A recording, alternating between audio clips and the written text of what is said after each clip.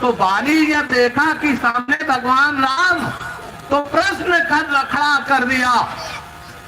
कहने लगा भगवान राम से कि धर्म हेतु अवतरे गोसाई, हमारे मुहि व्याध की नाई, कि आप तो धर्म के अवतार हो गए कि सुन बाली। अनुज वधु भगिनी सुत नारी, सुन सठे कन्या समचारी, इन्हीं कुदृष्ट दिलो कई जोई, और ताहि बधे कुछ पाप ना होई। ऐसों का बात वध करने में पाप नहीं लगता है। ऐसे भाई बहनों, जब इतना भगवान राम ने कहा तो बाली कहा, हे प्रभु आपकी बात मेरे समझ में नहीं आई है। कहा क्या नहीं समझ में आई? कहा यही अनुज वधु भगनी वाली। कहा क्यों? अरे कहा ये अनुज वधु भगनी का रिश्ता तुम मनुष्यों में होता होगा, हम भालू बंदरों में अनुज वधु का कोई रिश्ता नाता नहीं है। जब इतना बाली ने कहा भगवान राम ने रुत्तर हो गए। प्रेमी भाई ओ भगवान नारा हूं तन राखूं प्राण, मुझसे जो गलती हो गई है मैं तेरे प्राण को रख रहा हूँ, उसको अमर कर रहा हूँ। तब बाली को तैयारी करके निभाना। कहा अब आप मेरी सुनिए, अब आपकी नहीं चलने वाली है। आज जो गति मुझे मिलने वाली, मुझे जीवन नहीं चाहिए।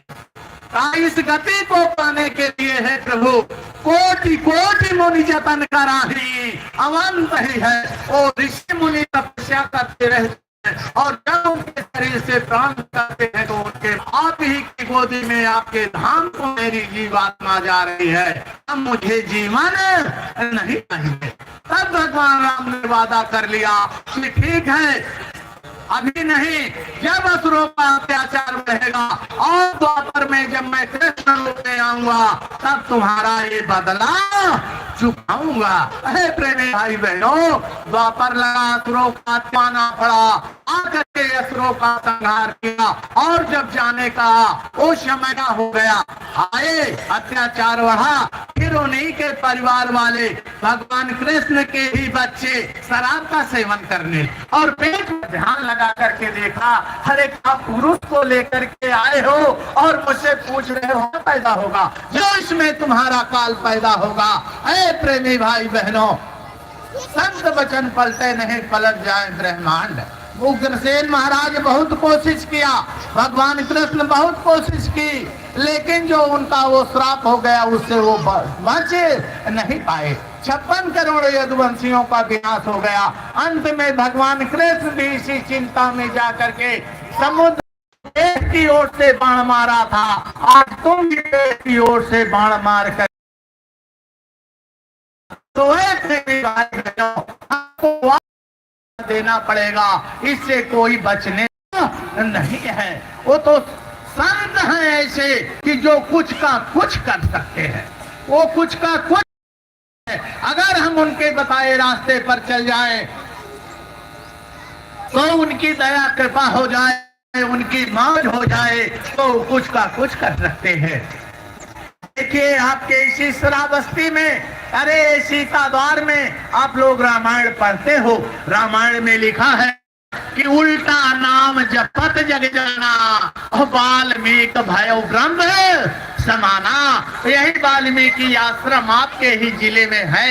यहाँ पर एक रत्नाकर नाम का डाकू रहता था, उसका काम था चोरी करना, डकैती करना, लूटपाट करना, हत्या करना, यही रात दिन का पेशा था प्रेमी भाई बहनों।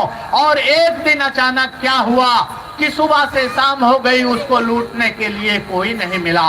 जब कोई नहीं मिला तो वो बैठा और कहा देखो आज कैसे रोटी रोटी चलेगी, घर का चूल्हा, आज तो कोई नहीं मिला।